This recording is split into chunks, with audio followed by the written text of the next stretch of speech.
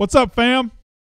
Brandon Walker, SEC Country, the More Cowbell podcast, coming to you on Facebook Live as we do every single weekday. Excited to be here. I'm happy today. We're going to have a good show. Much better than that garbage we usually have. We're going to have a good show. I'm in the mood. I'm feeling good. Feeling great about Mississippi State sports. I'm mad at the national media. I'm mad at ESPN and their ridiculous power rankings. I'm mad at Paul Feinbaum trying to send Mullen to every coaching job out there. I'm mad at Texas A&M for being our opponent this weekend. So I'm right where Mississippi State fans need to be. I'm right in the wheelhouse of a Mississippi State fan right now. So let's go ahead and bring everybody in. Bring in my beautiful, fantastic audience that I love so much. Nah, I'm just kidding. I could do without. Anyway, 52 people here. Let's see who we got. Brian Sisk is here. Good to see him. Byron, Mississippi is here. Point City is in the house. Greenwood is here. Grace Thacker Good, one of my favorites. Good to see everybody. They say they can barely hear me. Buster Bones says they can barely hear me out there. You guys hear me in there? They say they can barely hear me. Yeah. Kane Martin says the volume seems low. We push it up a little bit, a little better. Happy to be here from Wichita Falls, Texas. Oh, I'm very loud now in my ears. I have big ears, though, so what do I know? Good morning from Calhoun. Is that Calhoun City? Yes, Calhoun City. All right, they say audio's good. They say the audio's good. So good job in there. Thank you for. Also, if you can't hear me, turn the volume on your computer up. That would help. Turn the volume on your computer up or your phone. Make sure it's not a you issue. It might not be a me issue. It might be you. JS Mississippi, Byron, Mississippi is here. See you, Steve. He can hear better from Dubai. Dubai checking in this morning. And Birmingham. So we've got a lot to talk about. What are you doing? Okay, I'm just going to keep talking. I don't know what you're doing. All right. The fake news media has disrespected Mississippi State long enough. You know what, Shehan? You're right. You're right. Fairfield, Texas. Braxton, Mississippi. Pensacola representing. You know what? Now I want it. But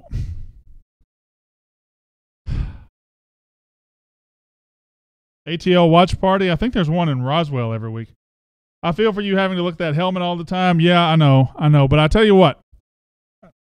I need it. I don't know if she's here yet. Bonnie is not here yet. I haven't seen Bonnie Williamson Gable checking in this morning. But let me tell you why Mississippi State fans, why my fans on this podcast, why the More Cowbell fans are the greatest fans in the world. Number one is we're entirely crowdsourced here. I apparently have no money and can't do anything for myself. So Kenny Manning went out and bought this fine mug for me. Or I guess it's what do you call this? A mug? A cup? He called it something. A tumbler. Thank you very much. But even Kenny Manning has been topped now because this show is called More Cowbell. That's the name of the show. And if you look on the scene, you look here, you don't see a cowbell. Not anymore, friends. Not anymore. Look at this beautiful thing right here. Look at that son of a gun right there. That thing is beautiful. That is one fine piece of metal. Bonnie Williamson Gable. Coming through from down in Gulf Breeze, Florida. The MVP of More Cowbell. By far, the number one regular here on More Cowbell. With a bullet. Isn't that beautiful? That's a legit cowbell. That's a real deal. I mean, that's not playing around. That's not going to Walmart, folks. Look at that thing. Look at that beautiful, beautiful. Look at that. Look at that.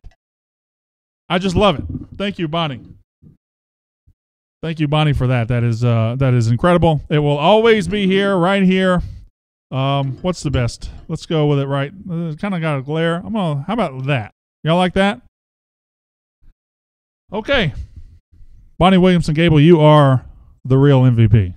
You are the real MVP. So thank you for that. Checking in from Point City. Score prediction for Texas A&M, MSU. I'll make it later this week, but I say Mississippi State's going to win by 10. I'll make it later this week. Hail State from KATL. I don't know what that means. Pistolville, Mississippi. Okay, you made that one up. I know when y'all are making stuff up. Pistolville, Mississippi does not happen. That is, you have made one up now on me. Point City is here. Greenville, Mississippi is here. Good to see everybody. Boy, have I got a show for you. I'm fired up a little bit. I got it going on a little bit. We'll talk about some players being back healthy. That's fine. Then we'll also talk about Paul Feinbaum trying to steer Mullen to wherever in the SEC he can get a job.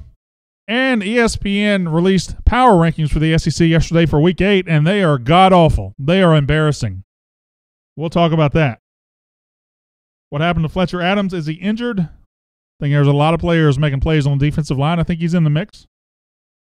Hail State from Meridian. Greenwood. A lot of Greenwood today. A lot of Greenwood. I'm big over on Highway 82. They love me at the Crystal Grill. Is that right? I feel like that's right. Any bedtime stories today? Not today, but we will make fun of Ole Miss. And at the end, we also have a nice little surprise, so stick with me. Biloxi is here. Meridian is here. Love Meridian. Lived there for a year. A lot of people don't like Meridian. I don't understand it. Of course, I love most places in Mississippi, except for Oxford. We'll talk about all of that. We'll talk a little basketball. Usually I have about 2 or 3 topics that we're going to talk about. Today I have 6. So buckle up. It's about to get real up in here. It's about to get real. Biloxi, Long Beach, Mississippi. Point City is here. More Meridian. Atlanta, Georgia. Hello, that's where I am. Actually, I'm in Dunwoody, Georgia, in the beautiful SEC Country Studios. Feinbaum has spent way too much. Oh, boy. Can't read that one. Can't. See, you got to learn, Brandon. Don't start reading before you read it. You have to learn. Sometimes they'll take you to a bad place, and he almost did. Good catch. Thank you very much. Guntown. Oh, Guntown. Yes, Guntown. I know where that is. That's just north of Saltillo, between Saltillo and Baldwin, and on beautiful Highway 45. Beautiful Highway 45. Hail State from Harrison, Arkansas. Van Cleve, Mississippi. Checking in from the lobby of SEC Country. All right, we got security. Brooksville, Mississippi. The Old Country Bakery right there on 45 in Noxubee County. God, that place is so delicious. So delicious. Sandy Springs, Georgia. Right next door. Right next door. All right. Terp, you ready? Yeah. Let's do it.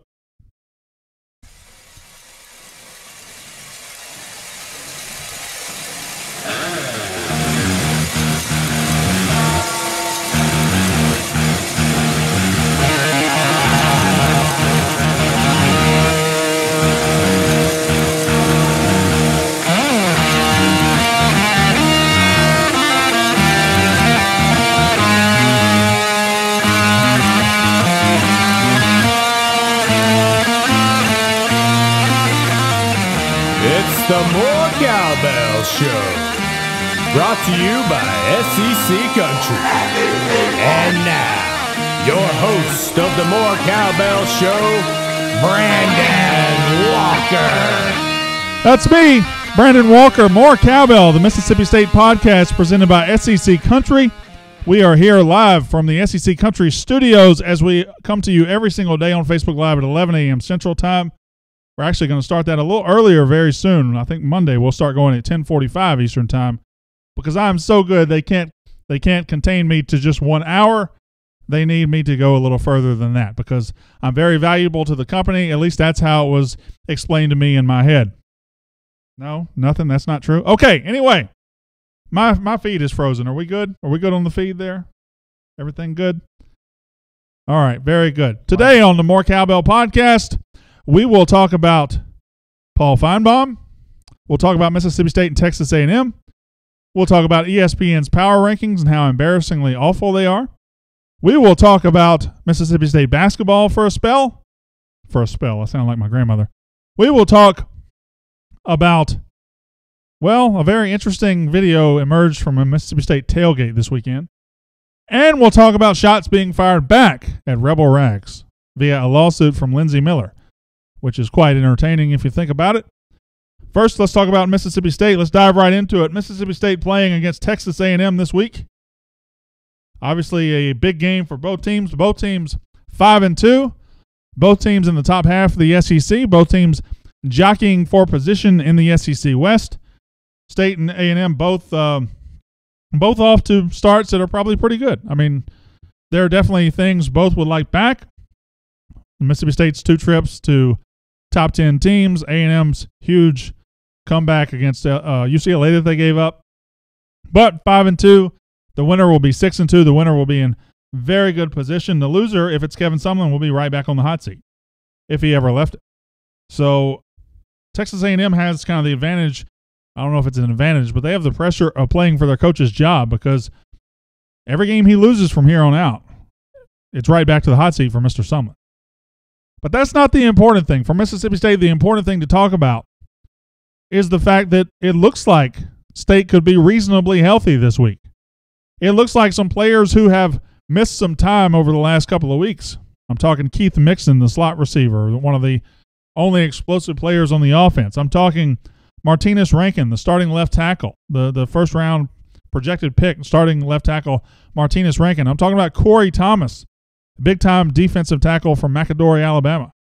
These are 3 starters. These are 3 very good players that Dan Mullen came out in his press conference yesterday and said, we expect to have all 3 of those guys back this week. And that's a big deal. You know, Mullen's not going to come out in that press conference and say we expect them back if he doesn't expect them back. He's not just going to come out and say that. So it looks like those 3 players will all be able to go this weekend, and that would be very, very important. Now, looking at it, I don't know how you rank them in importance because Greg Island, the tackle out of Philadelphia, Mississippi, the redshirt freshman, has done an outstanding job in place of Martinez Rankin. Against Kentucky, Mississippi State's offensive line was a rolling ball of 800-pound chainsaws. I mean, just dominated Kentucky. Island has been terrific. But Rankin is another animal entirely. He's a redshirt senior. He's been through the wars. Texas A&M leads the SEC in sacks. Mississippi State is second nationally in sacks allowed. They've given up only 3 in 7 games. That's a ridiculous stat. Number 1 nationally is Army. They've thrown like 30 passes. So really, for all intents and purposes, State has had the best offensive line in the country this year when it comes to keeping the quarterback off on his feet. So it's been a very good start for the offensive line, and Martinez Rankin coming back against A&M can only be better. Keith Mixon, like I said already, he is a very explosive player. He is one of the only guys on the offense who you can count on or who you could say, this guy could break it anytime he gets the ball. You really don't have that on the offense, particularly at the receiver position, so Mixon is a big deal as well. And Corey Thomas. Corey Thomas might be the biggest deal of all. Jeffrey Simmons has been dominant all year, but Corey Thomas, sandwiched in between Simmons and Montez Sweat. Now you're talking about taking the pressure off Simmons. You're talking about taking the pressure off Sweat. They played well anyway. But if you can keep Simmons out of double teams, now you free him up. Because you can't double team Simmons if Corey Thomas is sitting right there. Corey Thomas is a very good player. So this is a great, great time to be getting 3 good players back, going to College Station. I told you yesterday, I'll get into it later on in the week, but I told you I like State in this game. I think there's a reason the line came out at 2 and now State is favored. And that reason is State's a better team than Texas A&M. Has been a better team to this point than Texas A&M. Texas A&M's biggest accomplishment is a loss. Their biggest accomplishment is simply not getting killed by Alabama. Not a bad accomplishment. I wish we could achieve it most years. But it's it's the only thing they've actually accomplished.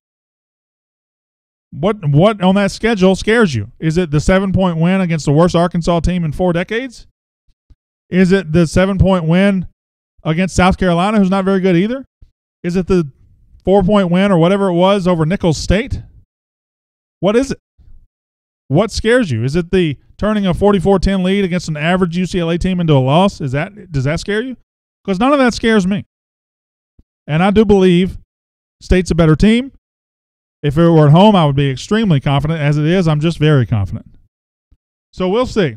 We'll see coming up this week. But I really want to get into some other stuff, what other people are talking about Mississippi State. Paul Feinbaum hosts a show on the SEC Network every day. And you know who Paul Feinbaum is. I don't have to introduce him to you. He is a guy who's been wildly successful doing this. And he, he's an opinion maker. He's one of those guys. Whatever you think of Feinbaum, you're going to think it regardless of what I say right here. I know what I think. But Paul Feinbaum yesterday took time out of his show and he was talking about Tennessee job. Butch Jones is going to be fired any day now, which I don't know what they're doing. Why haven't you fired him yet? It's the biggest clown in the SEC. What are you doing? Fire him. End it. Get started with the new guy. I mean, start looking. But Paul Feinbaum talking about Dan Mullen, talking about the Tennessee job, said if I had to paint a picture for Tennessee, I would put Dan Mullen's face on the canvas. And here's the deal. Paul Feinbaum is exactly right, and he's wrong. I agree with him, and I disagree with him. Here's the thing. I agree with Paul. Dan Mullen is a terrific candidate for the Tennessee job. Dan Mullen is everything you'd want in a candidate for the Tennessee job. Dan Mullen would win big at Tennessee. He's right. But Tennessee isn't a good candidate for Dan Mullen. That's where I disagree. Dan Mullen's a great candidate for Tennessee. Tennessee is not a good candidate for Mullen. When Mullen leaves Starkville, he will eventually leave, he will get a very good job. That's not Tennessee anymore. If this were 1998, sure, maybe he gets a Tennessee job. But it's not. It's not. I've said it before, but Tennessee has been a great job in the past. It's not elite anymore. It's at very, very best the 7th best job in the SEC. Why would you leave the 10th best job for the 7th best job when you could just wait a couple of years, maybe get number 2 or 3? You don't. You don't. Let's look at the SEC. Alabama's a better job. Florida's a better job. Georgia's a better job. LSU's a better job. A&M's a better job. Auburn's a better job. That's 6. I haven't even broken a sweat. It's barely top half of the SEC. Listen, if this were the 90s, yeah, totally different story. Getting hired to be the Tennessee coach is like getting hired to manage a Radio Shack or a Blockbuster Video. It was great in the 90s. Terrible job now. That's just facts.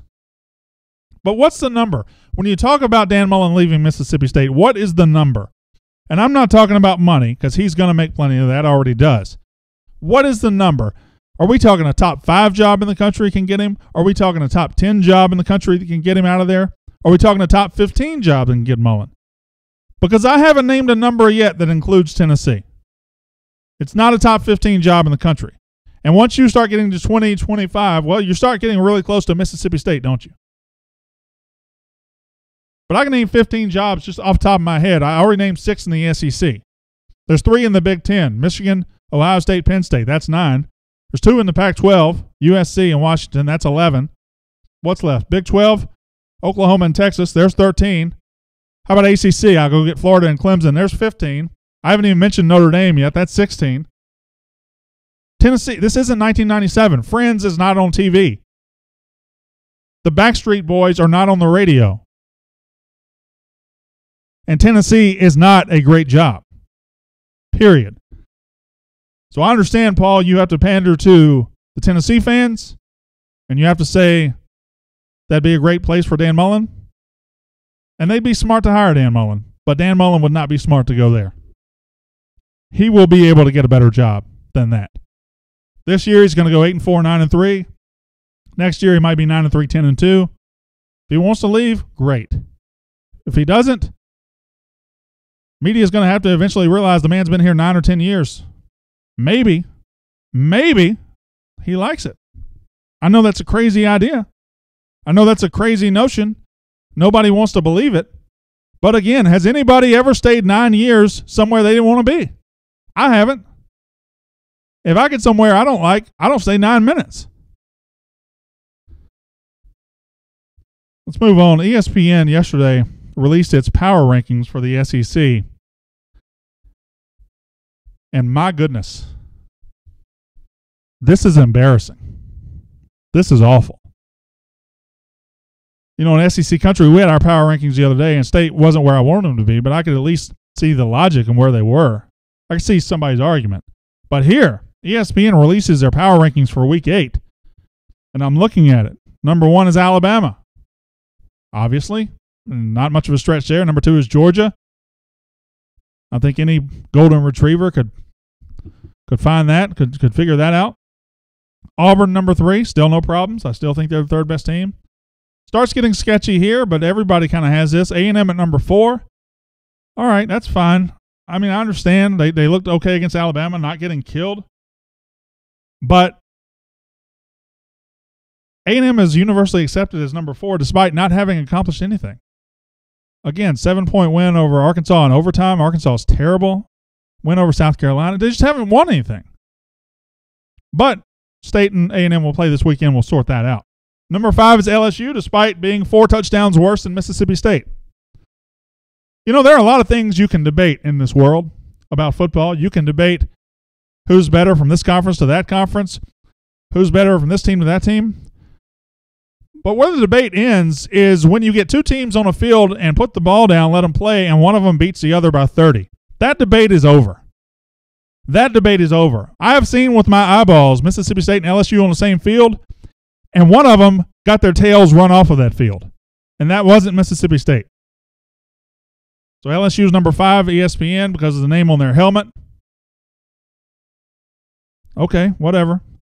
Number 6, obviously Mississippi State, right? I mean, it's got to be Mississippi State. If you got LSU 5, Texas A&M 4, Mississippi State's next, yeah? No. South Carolina, picked by ESPN as the 6th best team in the league. What in the hell is going on here? What in the world is happening? Who is picking this? I mean, is this being picked by a chicken? What? I don't understand this. South Carolina is terrible. They're not even kind of good. There's a lot of bad teams in this league, and South Carolina might be the captain of that group. South Carolina is awful. South Carolina, teams like South Carolina and Kentucky are great examples of how terrible the East is. The East has one good team. That's Georgia. The East has one good team. That's Georgia. South Carolina and Kentucky are both awful, and one of them is going to finish second in the East. One of them is going to finish like 8-4, 9-3, something like that. I don't understand any argument. South Carolina is 5-2. Mississippi State is 5-2.